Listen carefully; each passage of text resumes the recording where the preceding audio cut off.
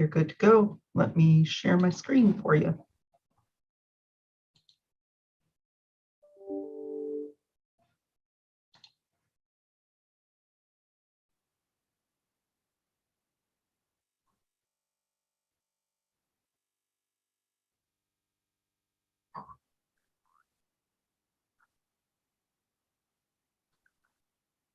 Oh, George, we can't hear you. Again. I could read lips, but not for the whole meeting. Oh, and Lisa, while we're getting ready here, could you elevate Andrew Beagle to one of the panelists? Because he's showing up under attendees. Will do. Thank you. And how about now? I can hear you. I can hear you. Wonderful. Welcome to our February 10 meeting. And Lisa, if you wouldn't mind doing a roll call for us, we'll call the meeting to order. And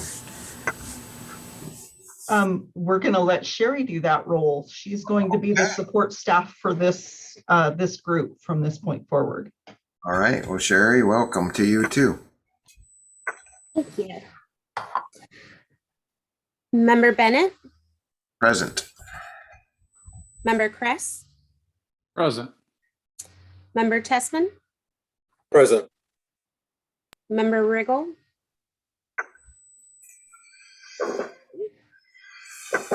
we also have City Administrator Mike Rizzatello, Public Works Director Robert McAndrews, City Clerk Lisa Neisel, Deputy City Clerk Sherry St. Clair, and we also have TIB Engineer Andrew Beagle, JUB Engineers Alex Fazzari, RH2 Engineers Ryan Withers, and Member Selby has asked to be excused. Oh, and it looks like Nancy is here. Can you verify your audio for us, Nancy? Yes. Hello, everyone. Sorry I'm a little late. Thank you.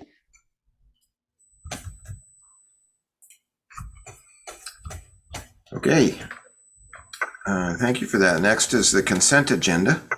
And on the consent agenda, we have the minutes from our last meeting, November 8th. Is there any motion for the consent agenda?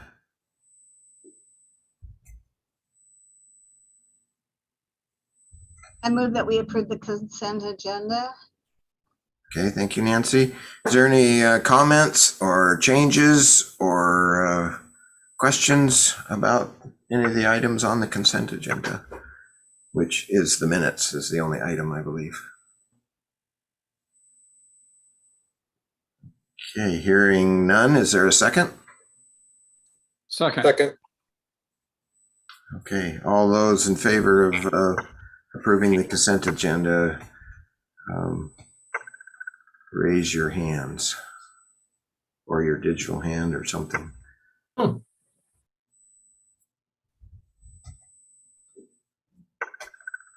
it was blinking around a bit. I caught some of each, I think, so it passes unanimously, I believe. All right. Next, we have a presentation on the Southeast 12th Street and Larch project. And Mike, are you leading out in that? Or Yes, I will. So this project has occurred. It's shown up in our 6-year capital facility plans for the last couple of years. And in the past 2 cycles, we've turned in a transportation improvement board for funding due to the level of projects. Plus, we've had a pretty good track record getting funded in past years.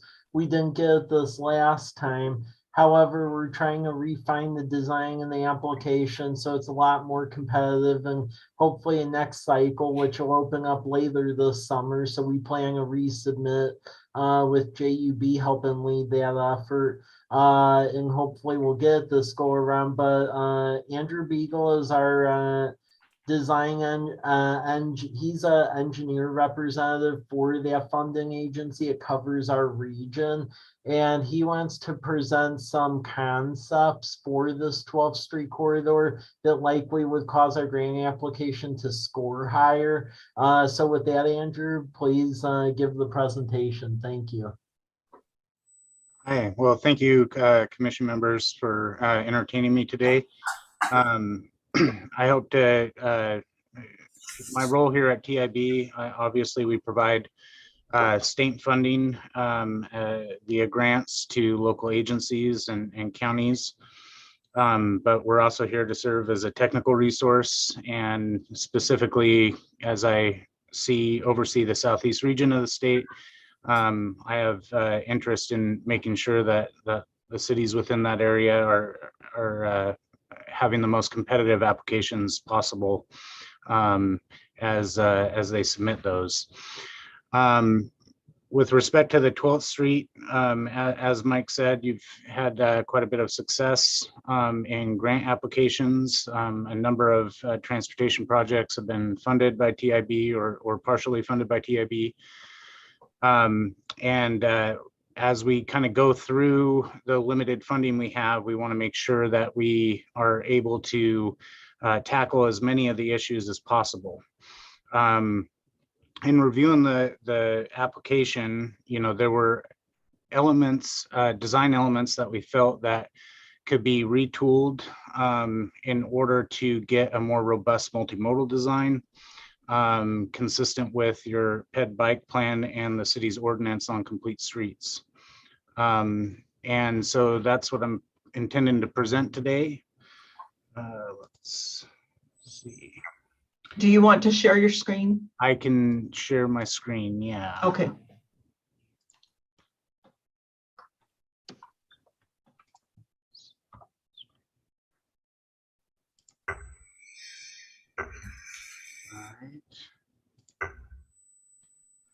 Okay, so hopefully you're seeing my screen.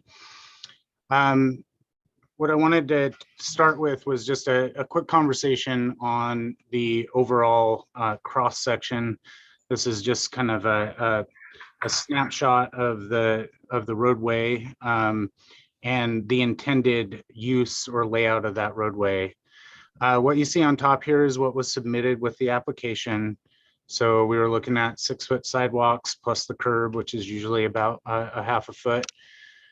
A buffered bike lane, which is typically done with striping and then having a bike lane involved, travel lanes, and then headed in the eastbound direction, you also have that buffered bike lane and parking along with the sidewalk. So this was a complete rehab of the cross section. We felt that based off the pavement conditions that was a little excessive for what the pavement needed, notwithstanding the other multimodal elements that were included. There were a couple other things that stood out to us. In particular was the layout of the buffered bike lanes. Now, buffered bike lanes are great because they increase that separation between cyclists and the motor vehicles. However, the application of buffered bike lanes is difficult to deploy because of what that lane striping means. And so, just to give you an idea of kind of that layout as it would look here, the buffered striping creates what we call a managed lane. So by having parking on this side of the bike lane, it would be illegal for vehicles to actually cross that lane, that particular lane marking. And so that was another area that we were a little bit concerned about as well in the application and kind of the layout that we saw. And so what we were hoping that you would consider would be something that's a little bit more akin to the cross section you see down here, where you have, again, the buffered striping, but you're just pulling the parking off the curb and putting it next to the traveled lane. This does a few things that might help with some of the needs in that area. One is it creates something called vertical friction for the driver. You're having, drivers are going to feel a little bit more uncomfortable, and therefore they lower their speeds with the adjacent parking. It also provides that additional parking benefit that additional benefit to the cyclist by having the parking between the bike lane and the traveled lane. The biggest difference and with what I'm about to show you, kind of where we're able to fit in the additional elements, is the pavement strategy. So it was a complete rebuild of the cross section here as submitted. And what we would propose is a targeted grind and inlay, sometimes called a mill and fill, where you're essentially skimming off the top layer, the wearing course of the pavement, and then you're putting back asphalt in that place. So we would only recommend in this case that you cover kind of the distressed area. Obviously, with this layout, I'm shifting the cross section. The other thing that this alternative does is it minimizes the need to impact or reconstruct everything beyond the curb. So those additional costs for redesigning the storm sewer system and things like that are elements that you see cost savings on. The last thing that I want to kind of point out about the cross section is more to do with what we talk about in design as kind of the cone of vision. And so let's see if I have that pulled up. So this is from an FHWA publication, and it just talks about how what we call the human factors respond to different speeds. The human body was never meant to travel at speeds in excess of 15 to 20 miles an hour, and our brains are amazing things. And so we naturally kind of constrain our cone of vision as those speeds increase to be able to react to that accelerated environment. This creates a difficult issue with the ability to see signs off the roadway that might be important warning signs and indications like that. So by tightening up that cross section, we're helping to address that. And again, with the additional speed measures, we're reducing the likelihood of pedestrian fatality or serious injury should they be hit. So kind of looking at the concept, and I'll try to quickly go through this. One of the issues that we have as we look at buffered bike lanes, in particular because of that lane designation where you can't specifically cross it, you have to create breaks, and it's also very difficult to treat at the intersections. So here we're looking at College Street. I believe this is Andy's Market and a gas station and a restaurant over here. One of the issues is how do we get cyclists across the intersection or set up for other movements like making a left turn. There's several different options. Bike boxes are one. This is called a two-stage left turn lane. So if you're cycling across, you get the green signal, and then you set up in front of the vehicles and wait for the green to go down College Street. Along with that, we'd be looking in the eastbound direction, trying to deal with this kind of uncontrolled access area. And this would be a conversation that you would need to have with the businesses. But right now it looks like motor vehicles drive over the existing sidewalk and go into that area in order to access the businesses. In this case, we'd be trying to consolidate the access points. into the alleyway adjacent to the business. In order to get circulation for their parking needs, some type of removal of the existing sidewalk. You can see a little bit of it here, and then reallocating it for circulation needs of the business via an easement would be one option that you could consider. The other thing is, how do we start to transition the bikes from a traditional kind of conventional bike lane and into a protected bike lane? And one way to do that is to include a bike ramp, bring it up so that it's at sidewalk level. The bikes negotiate around this bulb out, which would facilitate transit access. I believe there's a transit stop there. And then it brings them back down and into kind of the buffered bike lane, or in this case, the parking protected bike lane. The raised kind of bike lane and transit stop combo also provides for something called in-lane transit stops, which are an effective way to slow that speed down and facilitate better transit reliability in their bus route. As you kind of move through the section, the pavement on the extremities is in reasonable condition. And so what you see in the darker gray is kind of those proposed mill and fill or grind and inlay limits. We're also looking at several bulb outs here to help constrain that speed and for speed management purposes. And what you see here is on-street parking availability and little access breaks for driveways as you get in. As we approach some of the intersections to facilitate more connectivity and walkability, we'd be looking at marked crossings, helped with the aid of the bulb outs. Again, bringing the bike lane kind of up and behind those areas.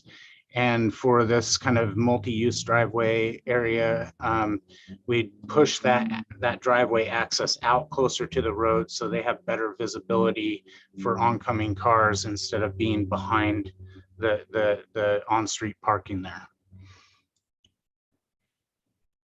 Different types of markings at intersecting streets are appropriate depending on the level of access.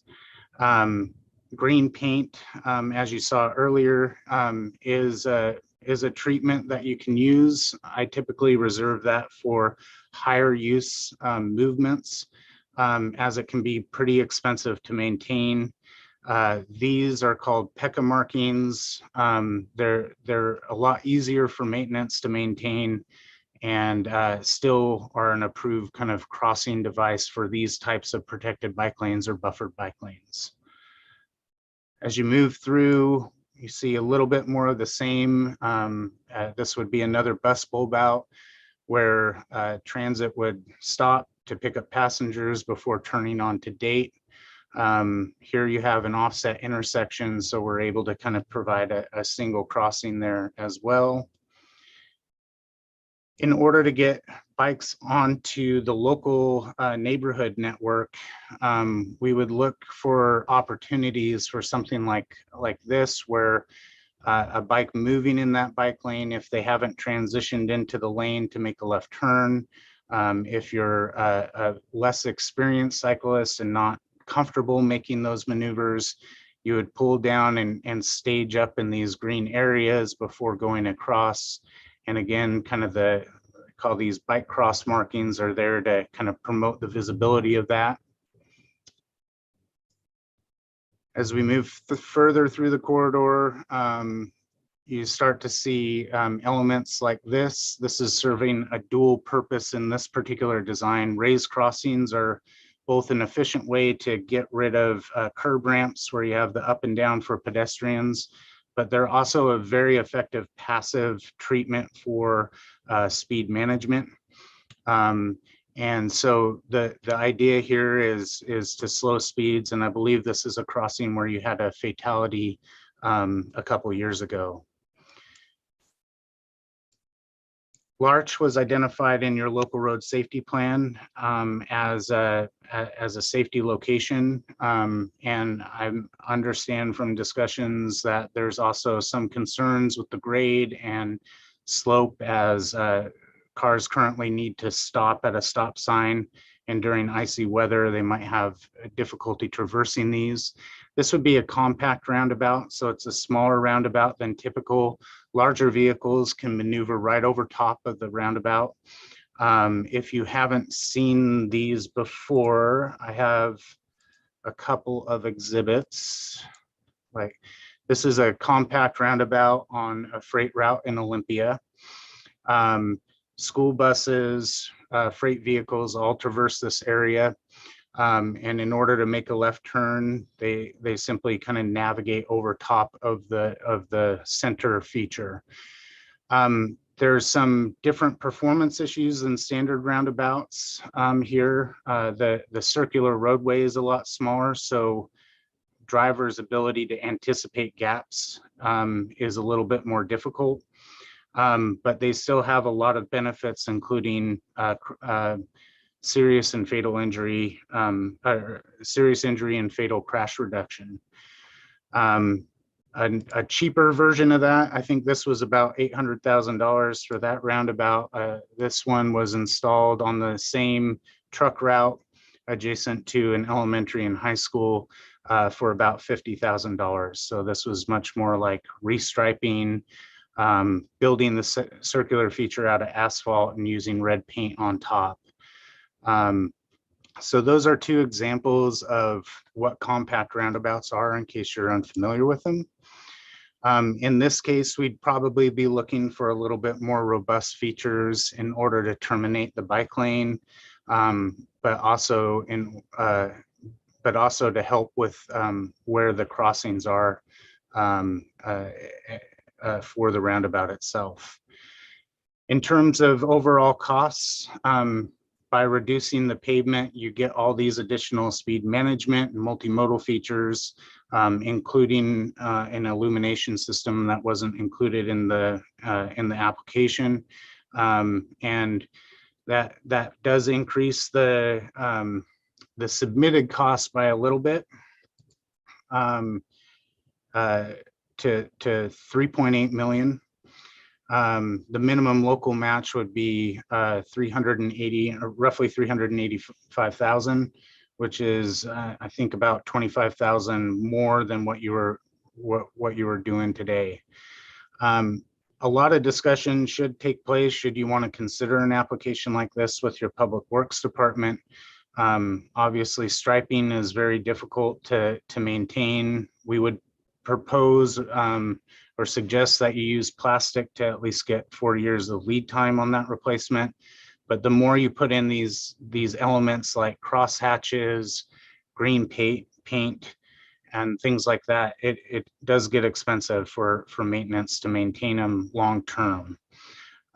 So those are some of the things that you should consider if you choose to entertain an option like this or similar to this. And that's all I had for the presentation, but I'm happy to answer any questions.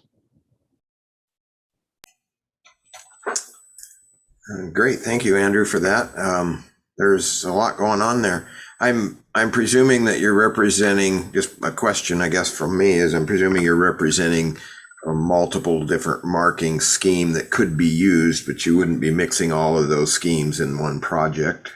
Correct. Okay, yeah. I'm giving a lot of suggestions here and also ideas on how you can terminate the bike lane and or facilitate that. Yeah, because a lot of that will be new to people, and education would be huge. Yeah. And minimizing the amount of new items would be helpful for users and for public works. One of the things that comes to mind is snow removal, and when you have bulb outs and that kind of thing that are hidden under snow and equipment getting around them or hitting them. As well as just the standard everyday street sweeping around these can be really difficult. Yeah, and Another thing I was curious about, you mentioned some dooring mitigation Mhm. items. What would that, was that signage? Is that, what is dooring mitigation? I know what So- dooring is. I've experienced that before, but. Yeah. So typically with the parking protected bike lane, and let me pull up that other exhibit just so I can manipulate it in front of you. When you have this type of layout, like you said, the dooring issue is the driver's side door opens up into the bike lane and the cyclist is kind of caught off guard. By rearranging the cross section so that you have the parking on this side, you have that buffer space as mitigation for the dooring. You also have less frequency of access since we're typically in single occupant vehicles. So that's one of those mitigation elements that we look for. Yeah. Gotcha. Does anybody else have any questions for Andrew or comments? I do, George. Yeah, go ahead, Dan. I was just curious as far as the parking lane confusion. Should we move forward with a plan like this? Go into your first slide there with the traffic lane and then the parking lane. Would it warrant some sort of education when this is all done, that, you know, there is that parking lane there? I could just imagine somebody coming up to an area, not really paying attention, using that parking lane as a second lane and then slamming into a parked car. And so, you know, you can't fix stupid, but at the same time, this would be a new configuration. And what would you suggest the city do in making sure residents know this configuration? So one of the visual benefits of all these bulb outs is that they better define the parking area. So visually, as you're approaching, you see the curb cut, you see it kind of coming into that parked area. The other thing that's not represented in this graphic is, you're going to have bike symbols in the bike lane to make sure that they understand that. It is a 2-lane facility today, so we would expect that there would be some of that. And in terms of the parking usage, since this is predominantly a residential area, although I'm sure that you have some parking associated with activities that go on at the church,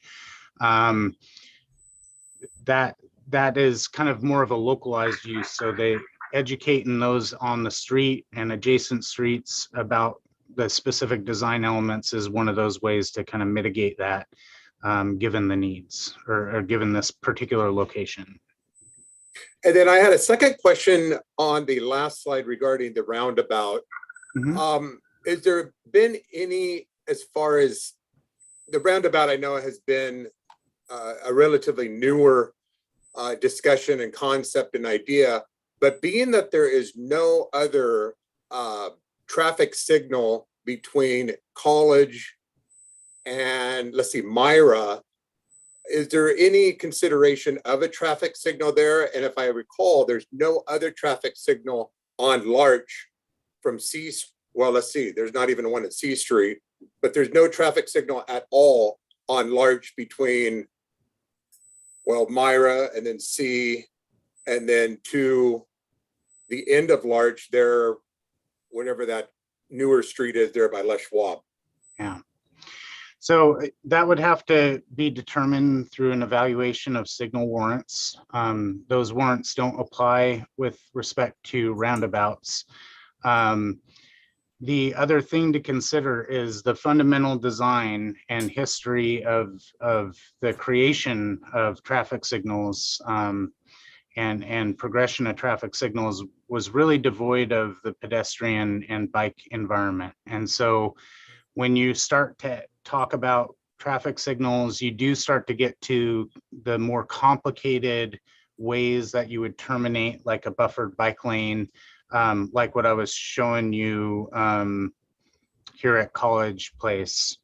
There's that option. There's also an option, let me see if I have it. Um,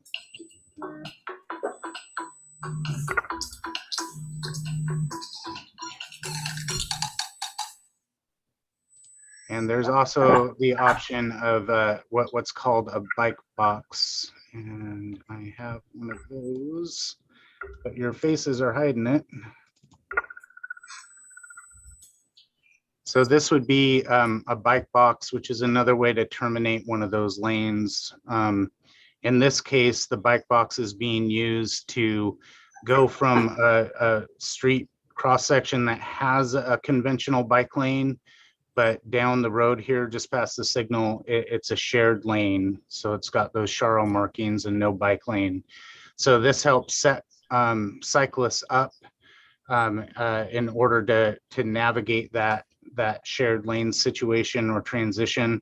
It also gives them the priority over the motor vehicle, depending on what the needs and the needs of any particular place or location happen to be. This is right after construction, and I think I have one of the things that is difficult with the bike boxes, though, is you do have to restrict right turns on red. That can have a huge safety benefit to pedestrians, but depending on the overall use of the intersection, it might be a detriment, a larger detriment, which is why I went with the two-stage left turn lane for discussion purposes, but it does start to generate more discussion about what you need to do at the signal.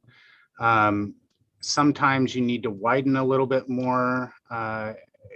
Here is a partial shot of what's called a protected bike intersection. This one's done all in paint. Sometimes these little islands are done as raised islands, but you do start to need to consider how are you getting the cyclists across the intersection, and that can increase the width of the intersection overall compared to a compact, not necessarily a standard roundabout. All right, thank you. Oh, one thing I would just add with the discourse about the intersection, about 3 years ago, we actually did a study to evaluate the intersections of 12th and Larch, Whitman and Larch, and C and Larch based on traffic counts and the projected future growth of that and patterns. And what that study ended up saying was that based on the patterns, that to deal with 12th and Larch, basically by 2023, it was recommended to transition that to a roundabout traffic circle. And then that study further expounded that based on the patterns, the Larch and Whitman intersection should be transitioned to a four-way stoplight. So that was what that study said at that time. And then with C and Larch, they said that functioned fine as it was currently designed, but it did recommend those improvements for Larch and Whitman and Larch and 12. The other benefit to roundabouts over a signalized intersection outside of just the overall kind of mobility performance and safety performance that we see is that you're not restrained during those events that might knock out power and it turn to a four-way stop. This thing is going to function with or without power. The other issue that I heard some drivers might face is the grade issue during icy weather, and a roundabout kind of facilitates the slow free flow movement of traffic, so they don't really come to a full stop depending on gaps and whatnot. The shape of that circular feature can also be manipulated so that you can kind of create more deflection for one direction versus another. So given that your higher movement is likely on 12th Street in terms of traffic volumes, you can make this more of an oblong shape that's going to increase the deflection, and that'll create more gaps for people going up and down Larch. So those are some of the benefits to it. Yeah, I was just another comment. I was thinking I'm not a real fan of the raised crossings, particularly in an arterial like that, again, for maintenance and people that don't notice that it's raised approaching it and those kinds of things. But another comment that we might consider, whatever kind of, whether it's bike boxes, that was interesting there, where you can, if you want to make a left turn at College Avenue and 12th, you can take your bike over and get in a bike box and then go when it turns green going, further south. We may want to consider doing that same treatment to 4th Street, Mike, so that we have, a conducive between our different ventures here, and familiarity, and that education piece would go down. Yeah. But we're going to have some of that issue with the 4 Bikes project there, and how to transition bikes going north on College Avenue from 4th Street. Mhm. And that interesting concept.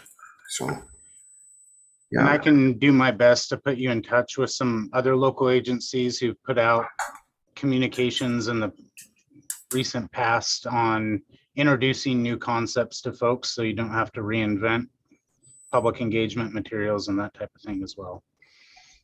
That'd be great. anybody else? Okay, I don't see any hands up or, Mike, what are you looking for here? Is this just a presentation on the progress of the design group and what you've been working on? Okay, great.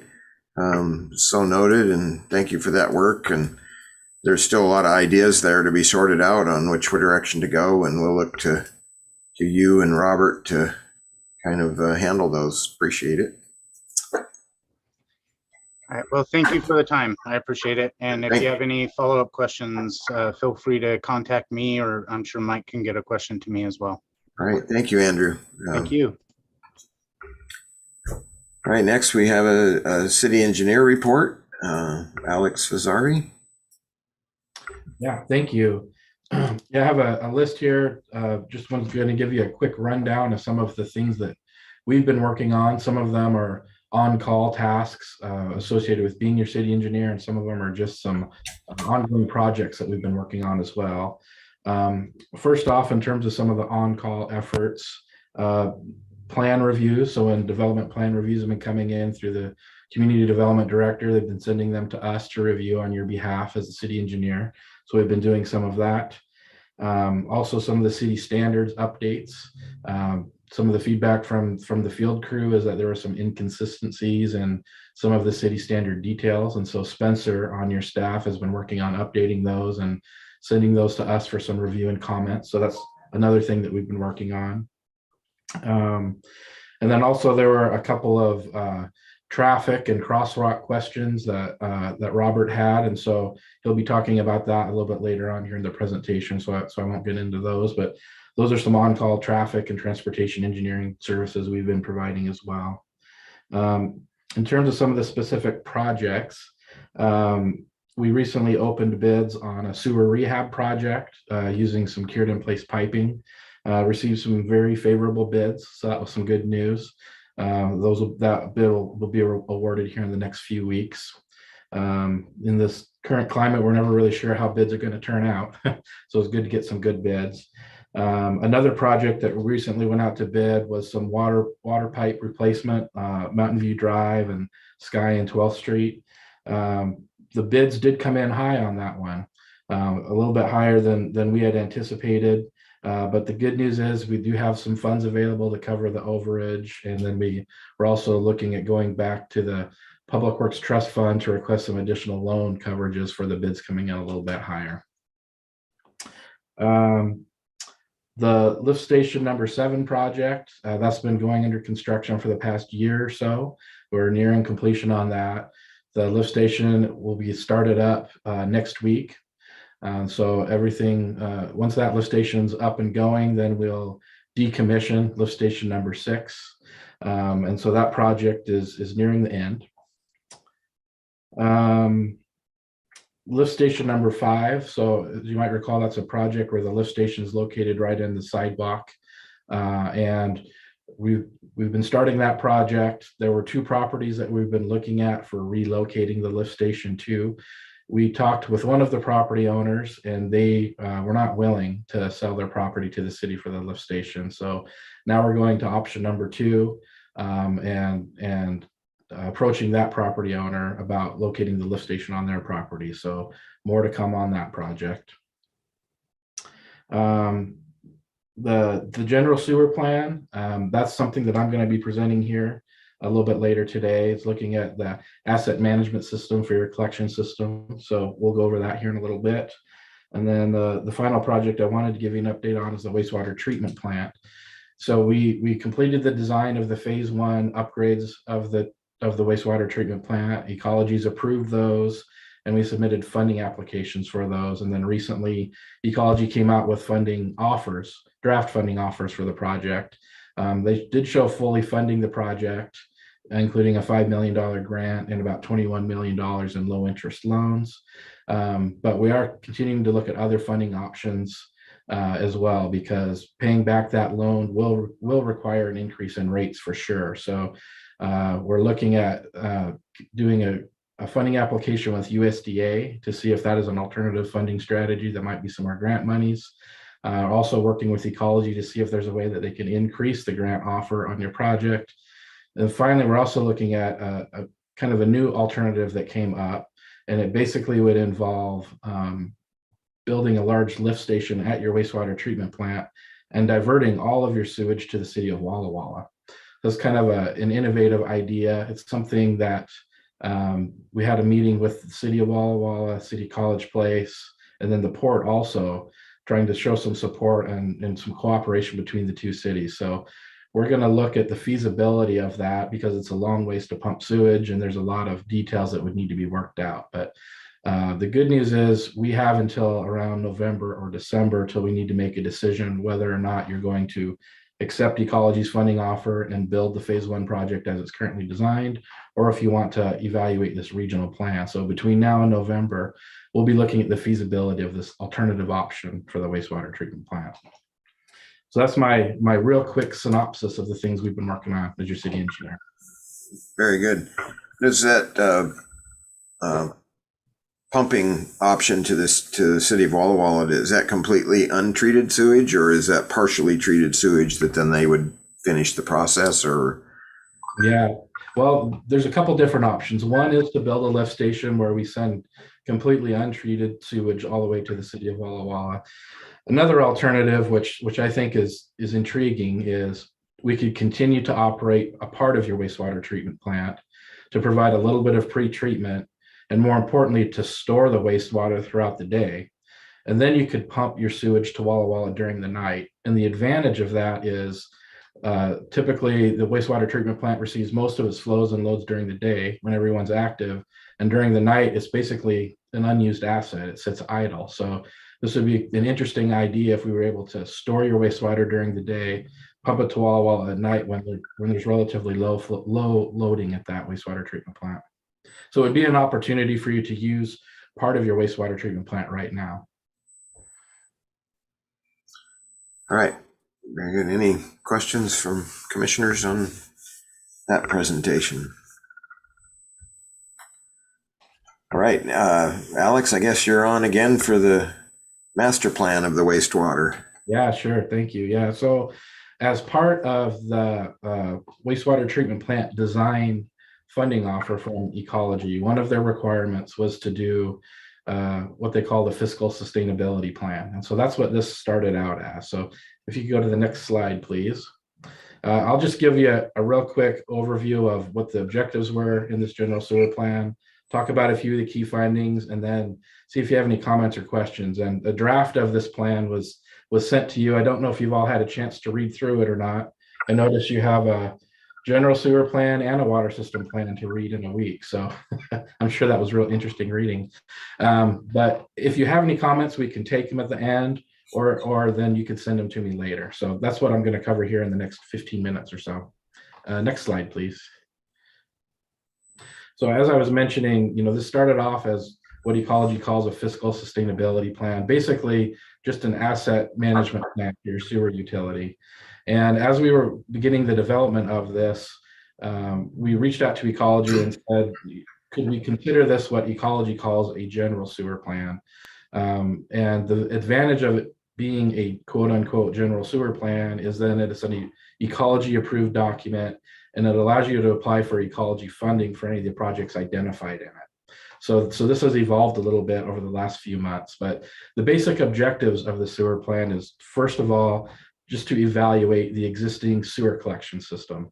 And so as part of that evaluation, we helped develop scoring criteria to help you prioritize which parts of the system should you target soonest for rehabilitation. And then we also put together a conceptual plan for how to serve the entire UGA, some of the undeveloped areas of the UGA for College Place. Next slide, please.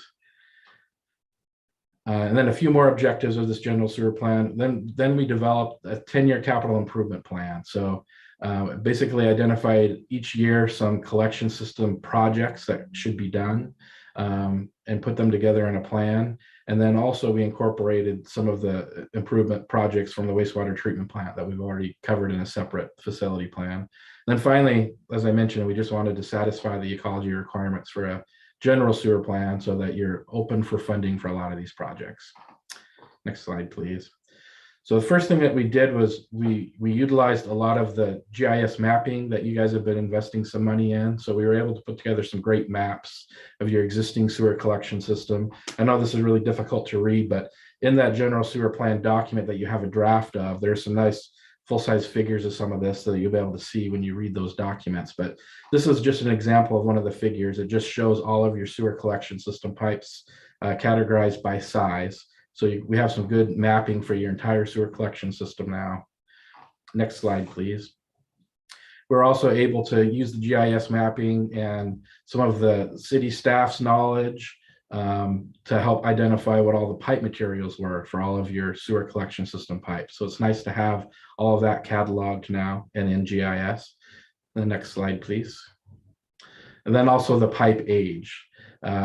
We didn't have exact dates of installation, but we're able to categorize it basically by decade. And so this is all useful information for helping us determine when pipes really need to be rehabilitated. Next slide, please. And then finally, pipe condition. So this is a lot of information that we had from working with the operations and maintenance folks and the city staff in order to help determine what some of the conditions of the pipes are. Ideally, we'd have a lot of camera surveys of all the pipes where we could quantify the pipe conditions. But since we don't have that, we at least were able to work with some of the operations and maintenance folks to identify the parts of the system that they know are in bad condition, some of the parts of the system they have to visit regularly for cleaning, regularly for roots, and parts of the system that they suspect have a lot of groundwater seeping in. So we're able to categorize all that and map it as well. Next slide, please. And so when we were developing the capital improvement plan for the sewer collection system, some of the goals were to help identify the most important projects to target with the funding that you had earmarked basically for sewer collection rehab. Just make sure that you're getting your most bang for your buck when you go to line a sewer pipe. And then we also wanted to make sure we were coordinating with any planned roadway projects to make sure those were coordinated. And then to minimize the O&M problem areas. There are certain parts of the collection system that the operations and maintenance crew need to visit pretty frequently. So we wanted to try and cut down on that effort. And then finally, identify the method of rehab, whether it's pipe that needs to be dug up and relayed, or whether it's stuff that can be done with trenchless technologies, and then identify costs for all those. Yeah, thank you. So this is basically the end result. We were able to come up with a prioritization. We basically assigned letter scores to all the pipes from A through F. And in red, those are the kind of the F pipes. And that gives us an idea of which pipes to target with the dollars you plan to spend or budget for sewer pipe rehabilitation. Next slide, please. And then we're also able to put together a little summary map, which you'll see in that general sewer plan document, where we've identified which projects to target each year for the next 10 years. Next slide, please. And this is a budget summary of that. So basically, you'll see for 10 years, it's a little over $4 million in collection system projects. And then we also have an additional $3 million of projects identified in case there's extra budget available. For example, if there's a great source of funding available and you're able to add a few more projects to the list, we've identified a few extra projects you could tackle as monies become available. And then the treatment plant cost, at $26 million, that's the cost of that phase 1 project that we're still working on trying to find the best source of funding for completing that wastewater treatment plant project. Next slide, please.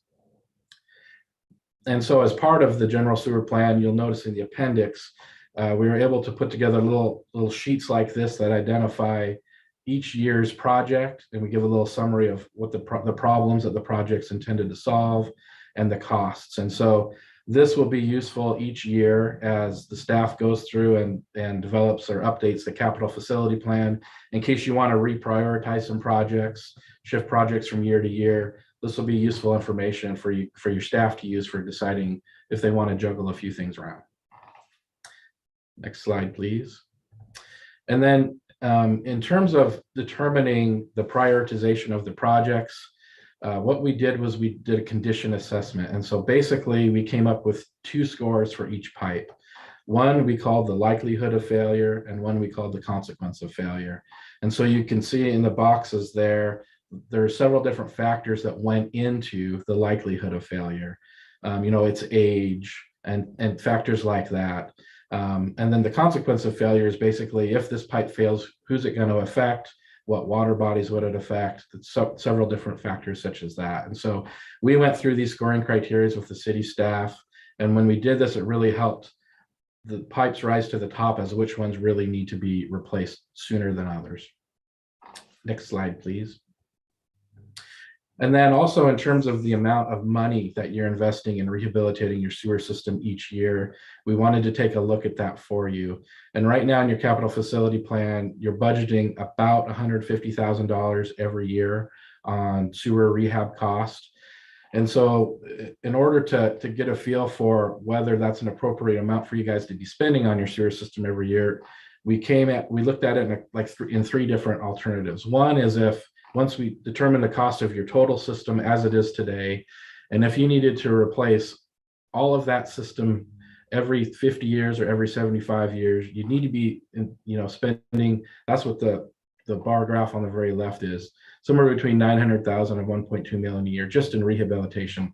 But that's unreasonable. I mean, the pipes that we have in the ground last a lot longer than that if they're constructed properly. And so the next step down to the right is the replacement cost for all of the gravity system for everything but modern materials. So everything that's old. And if we had to replace that with open trench methods, you should probably be investing somewhere between $330,000 and $500,000 a year in doing that. But the fact of the matter is we do have other methods besides open trench replacement. So the bar graph just to the right there, that represents the cost for if we were going to replace everything except for the PVC and HDPE piping using a mix of trenchless and an open trench piping. And so you can see that's somewhere between $200,000 and $300,000 a year. So you're just about there at that target with your $150,000 a year. You might want to consider bumping that up a little bit, but you guys are doing a good job of investing every year in renewing your sewer utility. So I think that's some good news for you. And then finally, this is just a quick summary of what's in that general sewer plan. It's basically 8 chapters. This will meet the requirements for the Department of Ecology's review. The chapters that really have the most meat are chapter 6, which talk about the collection system, chapter 7, which talks about the capital improvement plan.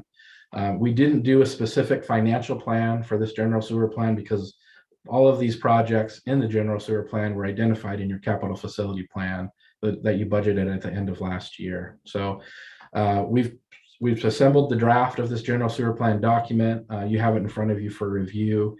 Once we receive any of your comments or any other comments from the city, then we'll be able to submit it to Ecology for review and approval. And then once the document's finalized, you will have an official general sewer plan on file with Ecology, and it'll allow you to apply for Ecology funding for any of the projects we've identified in it. So that's the end of my presentation. I don't know if any of you have any questions or comments on it now, or if you have any other questions or comments on the document, I'm sure get it to Robert or Mike, and they'll get them to us, and we'll make sure we incorporate them in the final document. Okay, thank you, Alex. Yeah, any questions for Alex or comments on either presentation?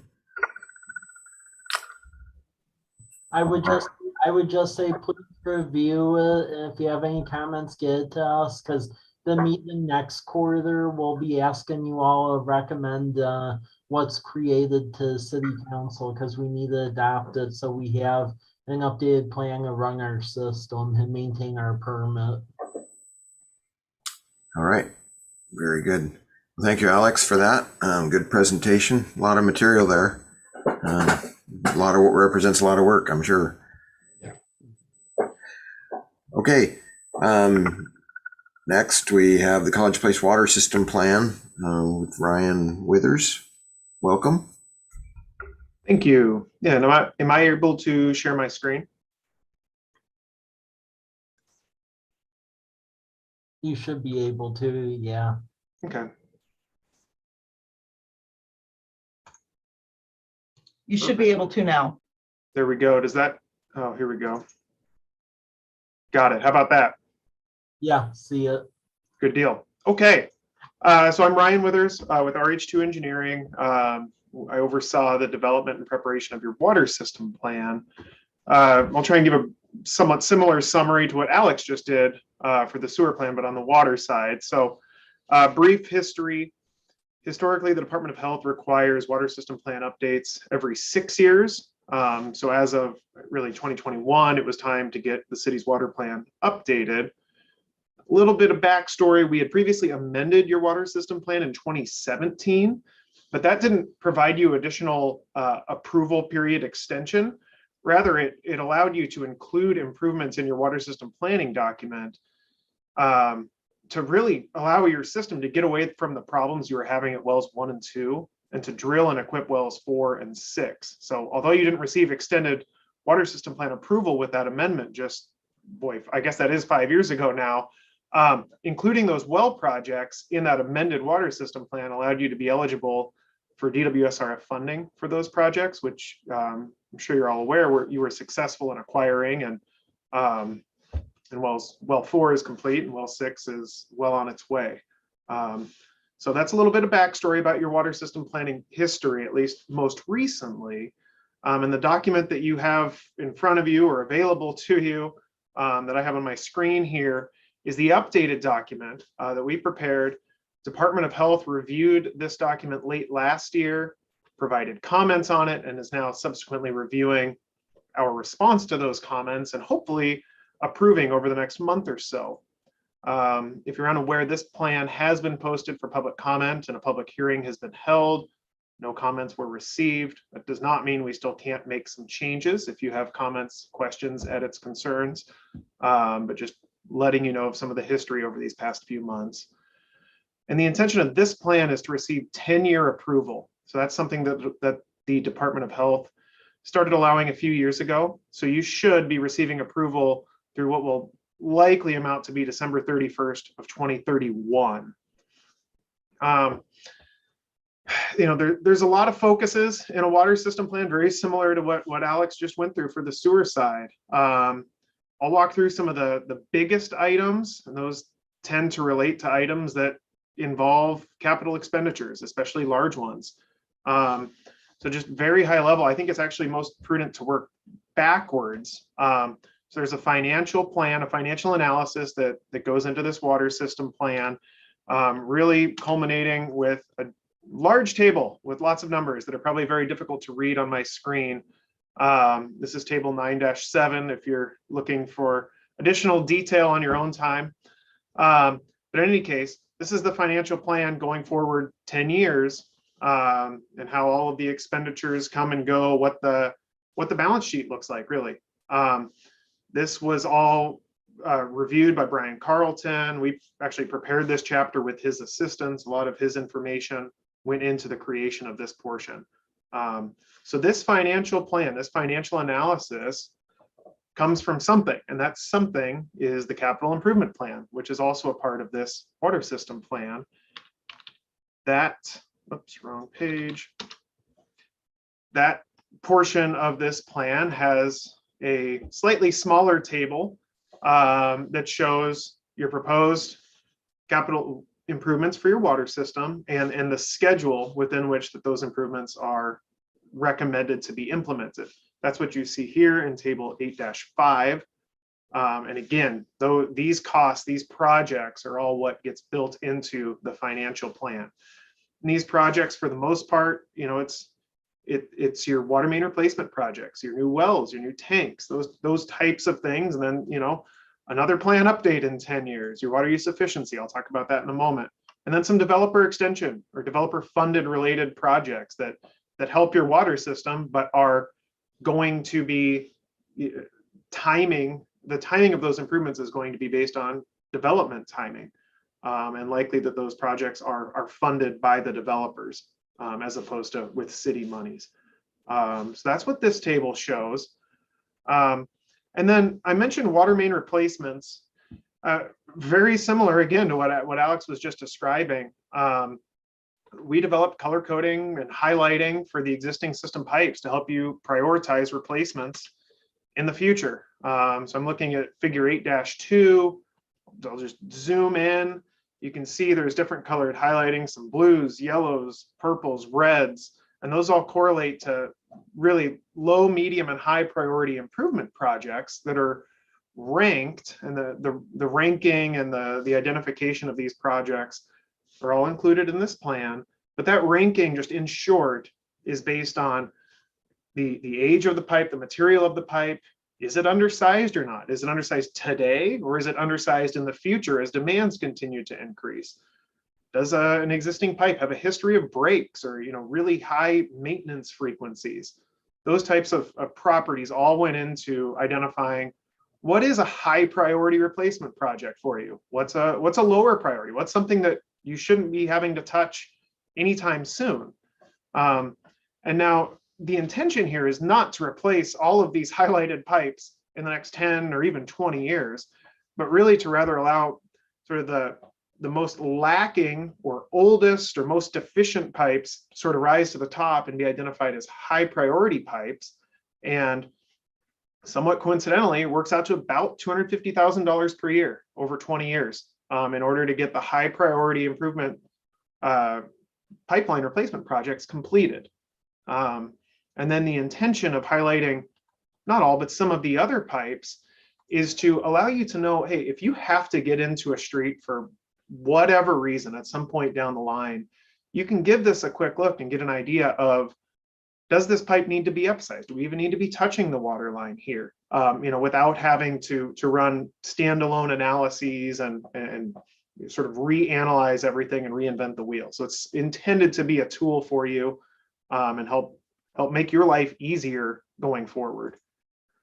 And then in terms of the actual infrastructure in the system and its ability to meet the needs of your existing customers and also your future customers, let me switch sheets here.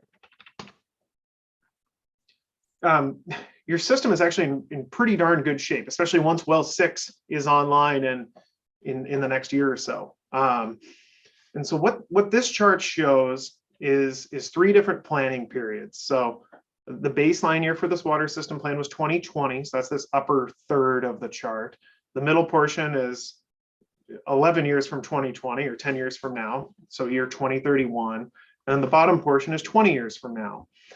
And the red line shows the projected number of ERUs that are projected to be served by the water system. So that's this number here, roughly 3,600 ERUs. That jumps up 10 years from now, jumps up again 20 years from now. So that's how many ERUs your water system needs to be capable of serving. And then each of the different colored bars represent the capacity that portion of the water system can serve. So your water rights, both on an annual and an instantaneous basis, your storage facilities, your source facilities, and your transmission system. And just without having to learn, study, digest this entire chart, you want all of your bars to always be to the right of this red line. And you can see all of your bars and all of these planning periods are well beyond the red line. So point being, your system has capacity. It's only going to have more capacity with well 6 online, and your infrastructure can support significantly more than the minimum number of ERUs that it needs to. That is a good thing. You have redundancy, you have reliability, you can handle taking a facility offline for normal maintenance, cleaning, inspecting a tank, that type of thing.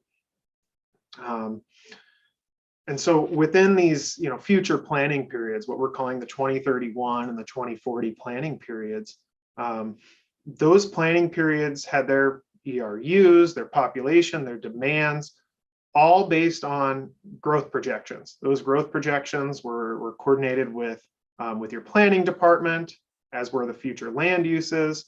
We received planning department consistency from John, planning department consistency from the county.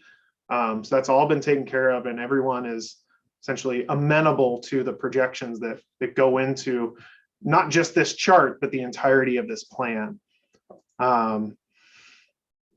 Let's see here. So I guess those are the biggest, sort of most public facing items of a water system plan.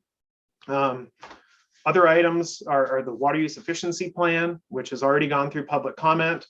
It has actually already been approved by council. And again, that's just the water use efficiency portion of this plan, not the entirety of the plan. And a water system plan also has, an operation and maintenance program, wellhead protection program, design criteria and standards of the water system, those types of things to help guide, the infrastructure and the development of the system. So I think I'll stop there. That's a real high level update and summary of the plan, and happy to take questions if you have them. All right, thank you, Ryan. Any questions by anybody or comments?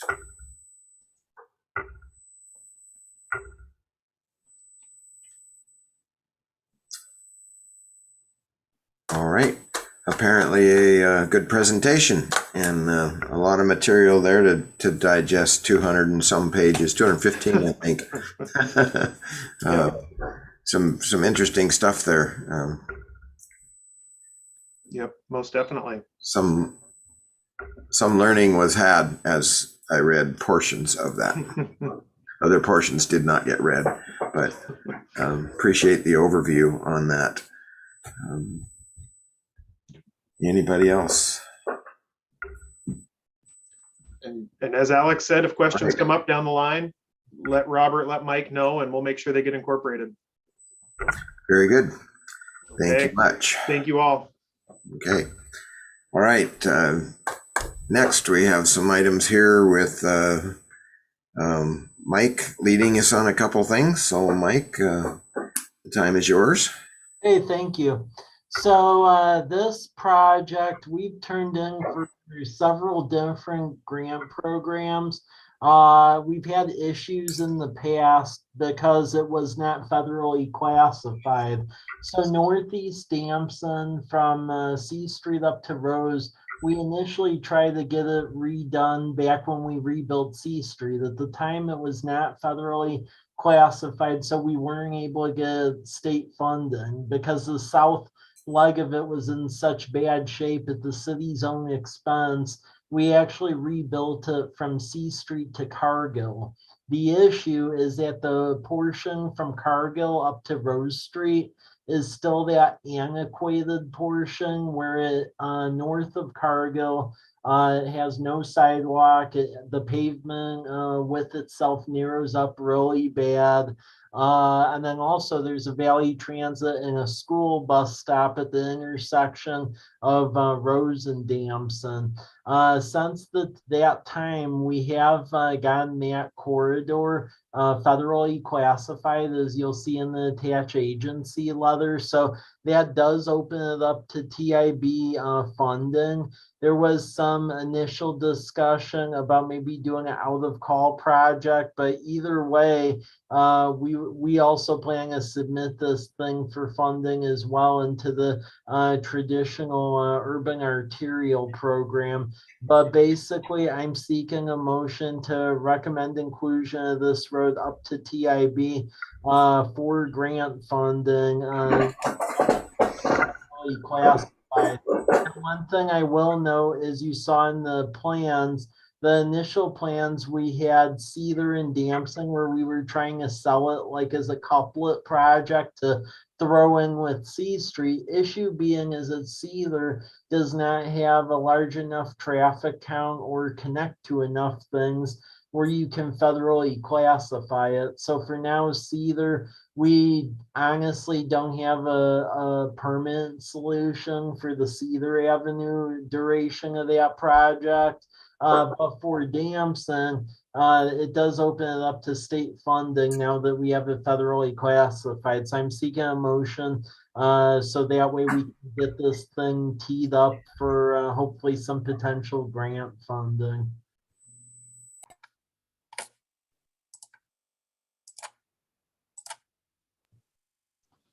I move that the city council includes Northeast Damson Avenue to the Transportation Improvement Board for grant funding.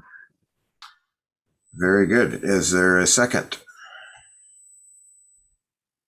Second. All right, Dan, thank you. Any comments or discussion about the motion or the presentation of them?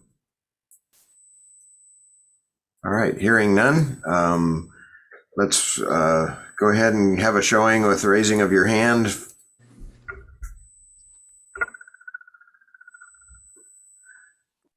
Okay, the motion is carried, and thank you for that. And Mike on the Meadowbrook turning. Okay, I will lead out on the Meadowbrook, and then Robert and Alex, if you have elements to add to this, please do so. I know this was a common irritation when we repaved Meadowbrook that we didn't deal with that whole initial entryway up at the front part between the area where former Chase Bank was and the south entrance of Walmart, because we do have folks violating the no left turn lane sign constantly. There is a memo here attached about basically putting delineators in the middle of the road where we would in essence still allow left turns from like southbound Meadowbrook Plaza, because a number of people do that to go to Del Taco, Panda Express, All Commerce over there, but that the delineators in essence would prevent the folks from violating that violating the signage of making the left turn from northbound Meadowbrook into the south entryway of Walmart. I will say we do have some leftover delineators that were pulled back when we pulled the delineators on the 4th and Academy Way project. So we do have some that can be reused. And this is a fairly nominal cost to deal with this. So that's really what's in front of you. Robert, Alex, if you want to chime in, please do so. Yeah, I can speak a little bit here. Yeah, so I met with Travis from JUB back in December, and he's kind of put this memo together, but we talked about a lot of different options, and ultimately the biggest thing was we needed to find a better way to prevent traffic from turning left across here, because there have been some accidents and a lot of safety concerns. So, but like as Mike said, by putting these delineators here, it lets all the I guess southbound traffic keep flowing through, but prevents northbound traffic from turning left unless they were to drive over the delineators. And I'm sure we'll get one or two people that are just going to do it, but hopefully a majority of folks will move further to the north to the signalized intersection and enter the parking lot as they're supposed to. Yeah, that's, I mean, pretty much the gist of it. It's a pretty simple, easy, cheap installation, and additional signage, the optional lane marking, which I think is actually a good idea. And as Mike said, we have some delineators on hand that we've removed, and so I think we would choose the cleanest, nicest of those and utilize those to keep costs down. Okay, any questions? Would somebody like to make a motion as to the, I move, we recommend the city council to adopt the strategy, turning traffic from Meadowbrook into Walmart, from JUB engineers to city council. okay, is there a second? Second. Okay, we have a second. Any further comment? I'm extremely happy that this is being done as a frequent driver through this section. And I know that it took some time, but I know that there will be others very happy with this decision. Yes, me as well. Okay, all in favor, raise your hands. All right, the motion is carried. Thank you for that. And we move on to a report from Mike on the State Department of Ecology grants and loans. Hey, thank you. So this is just to update this group where we're at on the various grants we put in through the Clean Water Act and the Drinking Water Revolving Fund grant and loans through the state. So we put in 4 projects and we were granted 4 projects. The ones that are full grant is we have some money to go get a decant facility design. So that will essentially separate out solids from liquids, and we desperately need that for our stormwater utilities. So we're gonna basically get 114,000 grant toward that. We put in a request for a Vector truck because right now we're using the really old one that was given back to us from the wastewater treatment plant when we allowed them to essentially get their own equipment under the Jacobs contract. So the existing one has severe issues. So we'll be able to trade and get that replaced with a new one. So we got $450,000 grant for that.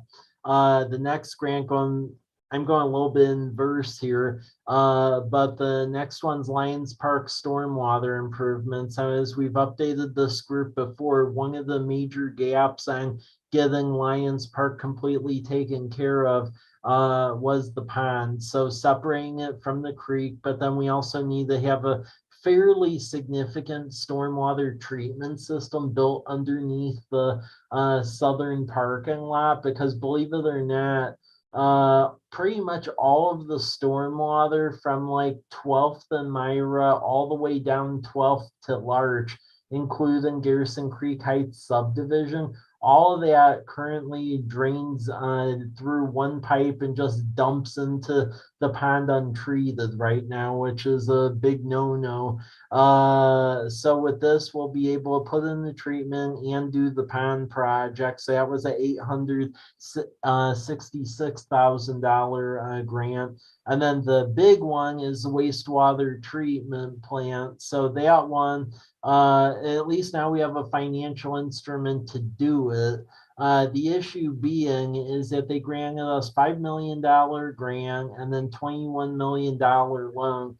The issue afoot is that basically even at 0.7% interest, which is an insanely good rate, when you extrapolate that out on that sizable of a debt issuance, it amounts to where you would have to raise wastewater rates about 22% to service that debt. So that is why we are trying to look at a variety of other options to see either if we can get the state to either split it into 2 projects and see if we can plead for some mercy on that, or get working with City of Walla Walla, because believe it or not, City of Walla Walla, although they aren't under an immediate timeline as we are, because our current permit says we have to be roughly substantially complete with improvements by the end of 2023. Walla Walla is a lot further out, but they're also under a similar predicament monetarily, where in the coming years, they have to make about $25 million worth of improvements to their plant. So we're hoping to see if there's a way to build some economies of scale and do something, because as I previously stated, while it's great that they offered something at 0.7% interest, that still has a significant debt load to finance over the coming years. So we're trying to be a little creative there. But those are the 4 projects on the list. We would expect the grant and loan agreements to come out probably this fall. So we do have some time to make the decision on the wastewater treatment plant one, but that's just the update on those various projects. Any questions? Congratulations and good work. Thank you. Amazing. Yeah. Yeah. Any questions for Mike? Mike, I have one on the Vector truck. Is that for storm sewer or is that for sanitary sewer? So that one is actually for storm. So if you all don't know this, with our wastewater system, initially we just had that Jacobs group doing operations at the treatment plant. We had so much equipment out there that was going to be replaced. We actually augmented that agreement where now they take responsibility for all of the equipment and trade it out as needed, because it was actually cheaper to have the private sector deal with that. So we got their old Vector truck, which keeps breaking down, and we actually, it's in our storm plan. We have to have a Vector truck for storm water. So this will deal with that. Yeah, I was thinking there was, in part of the economic justification of the storm water utility tax, there was a portion of that was for purchasing a Vector truck. Would this money offset that and lower the utility per each on the utility taxing or fee? Well, we'll put it this way. This allowed us to do is not have to increase the stormwater rates this year. If you looked at the budget that came out, even though within our early level modeling, we usually do about 3 or 4% increases a year. To give people some breathing room, we actually did a 0 increase on the stormwater. The issue is that because historically the city did not touch stormwater infrastructure, when you add up all of the projects we have to catch up on, it basically, I mean, the number I want to say long term was in around the roughly $60 million Right. cost. So we really don't have the ability to be rebating rates at all, because we're so far behind. But we were able to hold the line this year. That's helpful to know, because I think there was a $650,000 cost for a Vector truck in there to begin with, and so it's good that money will be used for projects within the stormwater sewer then. Yep, exactly, and we were at least able to hold the line and not do increase on that utility this year. That might be something useful to the community to know, possibly, that because you get the billing and it's always an extra cost, and it might be good to know that it was not increased this year as was originally proposed. Yep. And that might be a helpful piece to know. Can I chime in on the Vector truck, Mike? Sorry. Yeah. I think part of Ecology's thing, just for clarification, was that they would not fund the replacement of a truck, but they would fund an additional truck. So technically, we have to keep the old one, and the proposal was to now have 2 Vector trucks. So I don't know Exactly. what that will look like in the future, but I believe that was the situation. So Exactly. So yeah, we'll keep the old one limping along and augment our activities. But yeah. Well, I understand it's difficult to switch back using it from one to the other based on where you need to dump the product that's in them. Yep. And, sanitizing that for use in a decant facility versus going into the sanitary sewer. So, yeah. All right. Thank I had a you. question. Oh, yeah. Mike, are you, with the grant, are you restricted as far as where you get this Vector truck? I can't imagine that there's a ton of dealers or manufacturers out there. Or do you know? Put it this way, we aren't restricted.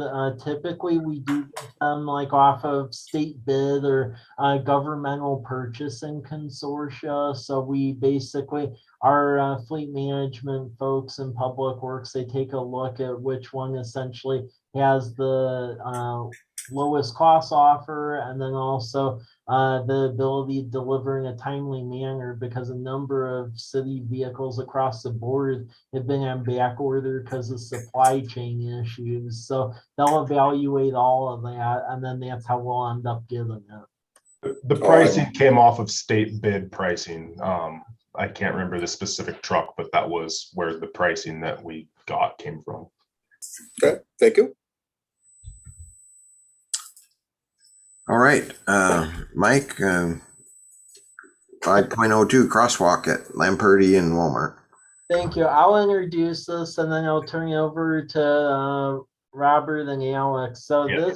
this has been a point of irritation with a number of community members over the years that's been brought to my attention. This was another one where when we end up getting the grant to resurface Lampurdy, you can't really be doing significant enhancements outside of the grinding overlay. So we basically had to do our pavement, some of the sidewalk rehab, and then get out of there. What it didn't solve is that the western Walmart entry off of Lampurdy, there basically are some dips in the existing sidewalk where it gives off the impression of being able to like cross the street, but it isn't marked right now. The other issue is that a lot of folks do tend to go across that street over there regardless, because there is a sidewalk that drops down from Valley Drive and Central Avenue behind that fenceway, and then it drops out right along the side of Lampurdy, and then folks cross there. The issue is because we have a number of folks crossing there, as well as a lot of students from the middle and high school. They tend to go either at Walmart after school or down Lampurdy, bypassing and then cross. Seems a little counterintuitive because you'd think a lot of students will end up going just up College Avenue, but a number of them do this crossing right here. So it's turning into a little bit of a dangerous issue. So with that, we had JUB do a memo and a cost estimate on like what to do. So with that, Robert, Alex. Yeah, I'll chime in. There's actually no memo on this one. Me and Travis from JUB had some extensive discussions and emails back and forth about this. So if you look at Exhibit 2, Lisa or Sherry, yeah, so that right there shows this crosswalk as marked, but that is technically where currently there is an unmarked crosswalk. The problem is the pathway from Central and Valley comes down further to the east, and talking with JUB, their recommendation to try to create a safer crosswalk rather than just mark it. This is one alternative, but would be to implement the use of a pedestrian refuge island. So if you go to Exhibit 1, yeah, that one there, that's what we've kind of identified as the safest, best alternative for this crossing. So it's technically, this is considered a mid-block crossing because this is a driveway, it's not an intersection. Mid-block crossings are really considered pretty unsafe and are frowned upon typically. But since this is already kind of an established crossing, that also creates liabilities if you just took it away. And it is a highly used area. So I guess at this point, we're still kind of looking at it and looking at what funding would take. But I think the preferred alternative would be to relocate the ADA ramp and the crossing to the east side of the entrance, implement the pedestrian refuge island with additional signage. It kind of narrows down the traveled lanes, the vehicle lanes, which also makes drivers more aware that something might be happening, that people might be crossing the road. And then the other alternative we looked at, alternative 3, I believe. We looked at trying to keep it in the same location and adding a refuge island, but that prohibited turning actions for vehicles. So in order to keep it on the same side, we're going to have to relocate it anyway, which if we're going to spend that money, we would probably just want to move it to where it's the safer option. So for now, it was kind of discussed that it may be best until we can do alternative 1 to leave it unmarked, because the theory is that an unmarked crosswalk, the pedestrians, when they cross, it forces them to pay more attention, to look for traffic, as opposed to just blindly looking at their phone, stepping out into this false sense of security of the crosswalk. And so until we can figure out a way to fund and go with the safest option, that was kind of where we landed. So at this point, there's still more work to be done. I think there's going to be a little bit of cost involved in providing the safest crosswalk possible. So I just wanted to kind of present these exhibits and these alternatives to you guys and see if anybody had any thoughts or comments. All right, thank you. Does anybody have thoughts or comments? I have a question, I guess, and regarding the different exhibits, Robert, and I appreciate the variations and the explanation. Is there any, I guess, legal mandate as far as what side of the Walmart entrance the crosswalk has to be at?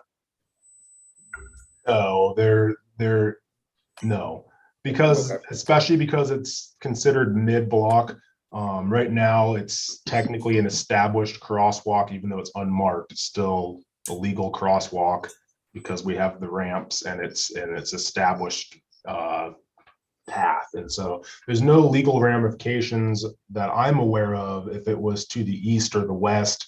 I think if we relocated it across that driveway, it'd still be close enough that you wouldn't have the same issues as if you just eliminated it. There are cases out there where a city has eliminated a mid-block crossing that was established and people continued to cross there and somebody got hit. And Right. The courts said, well, this was already an established route, so even though they got rid of it, there's still some liability, which is so I think by moving it, you kind of prevent some of it or save some of that liability, but we wouldn't be getting rid of it. Yeah. And are we talking just about the sidewalk here, or would there also be in this project increased street lighting so that crosswalk is better illuminated at night? We would certainly look at the street lighting as part of it. That's something that anytime you're going to add a crosswalk or modify a crosswalk, you want to look at the overhead lighting, because during the day you have plenty of visibility, but at night you don't want to set somebody up for failure. So right. And then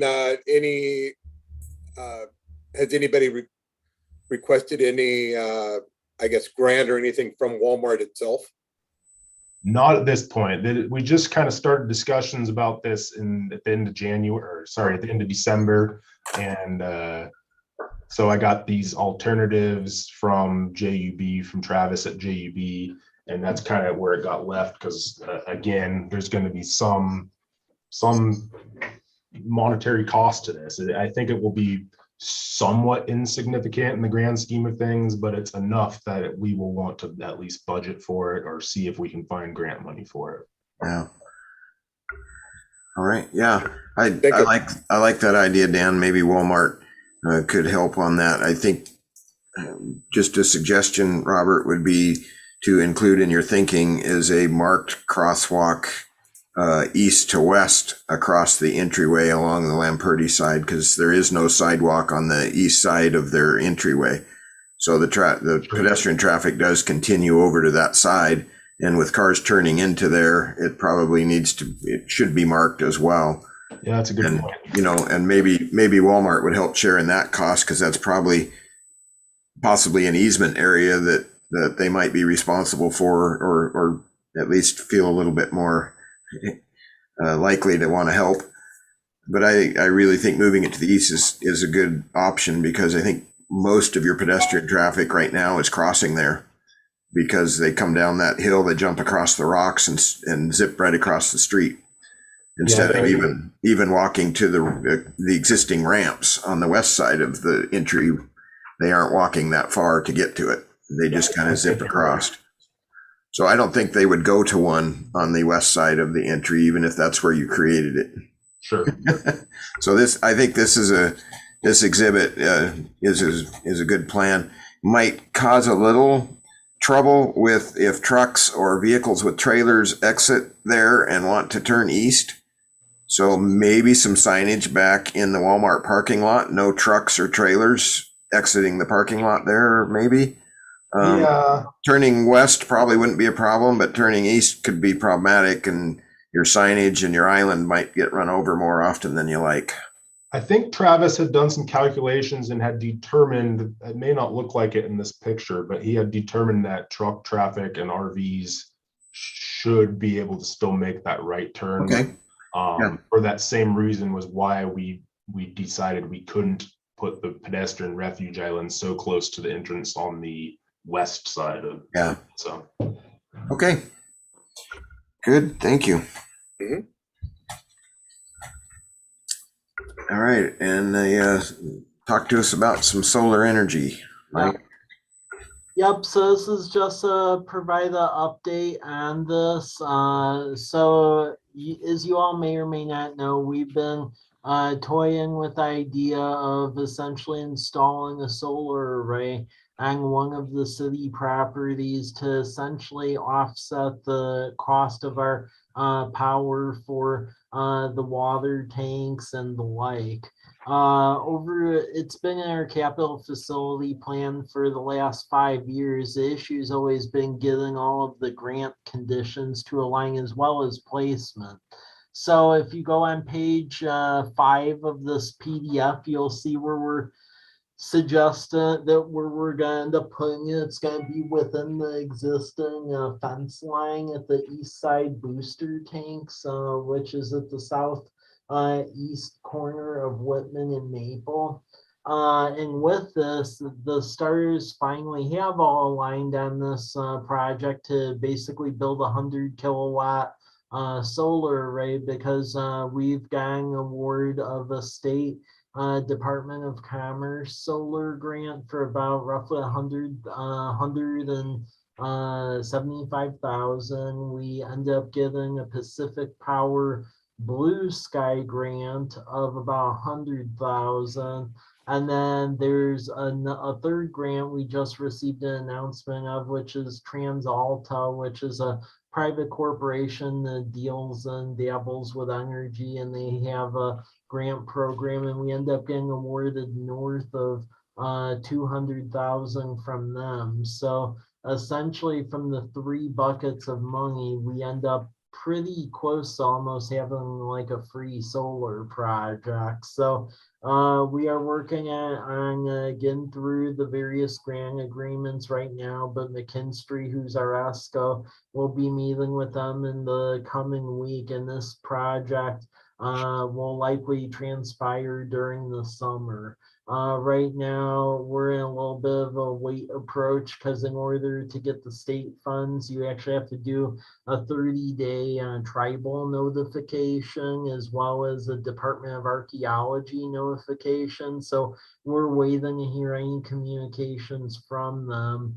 But if we don't after the 30 days, then we can move forward with the construction. So just be aware that this will be ongoing throughout the summer. And this is right across the street from where we're building well number 6 at. So that's just an update on this project if there's any questions. So is it like residential solar where you get a check once a year from what is an overage that goes in Pacific Power's coffers or whatever?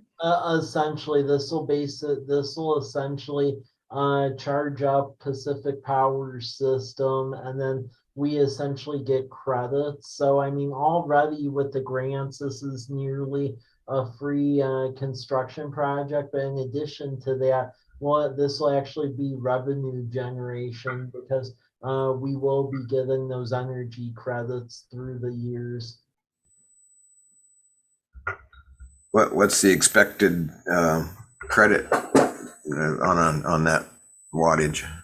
Let me look here, but I basically with a project of this sort, these are all on like a 20-year payback schedule approximately. So I can crunch that number quickly and get it. Well, it's 500,000 in 20 years, basically.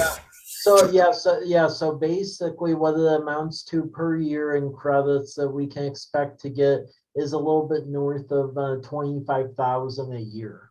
Yeah. Very good. Yeah. We'll take that. Yep, exactly. Is that general fund monies, or is there grant payback, or is there any, what would be the slated use for that, or does it just go towards utilities, utilities? Yeah, there is not grant payback on that, so that would be money free and clear through the years. I mean, what my recommendation would be with that, with the money we get in credits, is I would say that money should basically be part of the water fund. Since this facility is on like a water utility property. So that would be the general recommendation, to essentially have those revenues captured within the water utility. Mike, is there any opportunity for doing this adjacent to some of our other facilities? Yeah, there definitely is. I mean, the issue is getting all of the grants to align if you don't want to end up paying for it up front. That was the issue here, just because money was tight. But I mean, if there's money to essentially front end load it, then you do get the revenue over time. I would say the other thing to be concerned about is, and it isn't really much of a concern, it's just general confusion by the public, is there's some people that fear that you get like a glare from the solar panels, but with the new panels they have, that's fairly eliminated. But I mean, through talking with the various neighbors in that neighborhood, that's why I actually ended up working with McKinstry and moved it to inside the fence line of the water tank, because there was some concern by people on the basically the home sprung in Larch, where they were going to end up planting trees, and that would have cut into the energy we were producing. So it actually would have made it where it was significantly limited the energy being produced. So I think we can look at this as future ones. One piece of property I'm very interested in, but we need a hold on that until we actually know whether we're redoing the whole plant or turning it into a pump station, is the wastewater treatment plant property. That's a ton of property out there. And we have a very tall bluff out there. So, I mean, once we actually know what we're doing out there, whether we're doing the full scale upgrade or we're going to do a partial upgrade and pump stuff up a wall and I think we'll get that decision point at the end of the year. But I see that as a big opportunity to do a solar array out there and not really impact folks. Nice. Thank you. Yeah. Okay, anybody else? All right. Is there any further business not on the agenda? No, that's what I have. All right. Hearing none other, we will close the meeting at 5:15. Reminder that next meeting is scheduled for May 12, 2022 at 3:30 p.m. And we hope everybody the best between now and then, and keep up the good work, administration and others at the city doing good things. Thank you.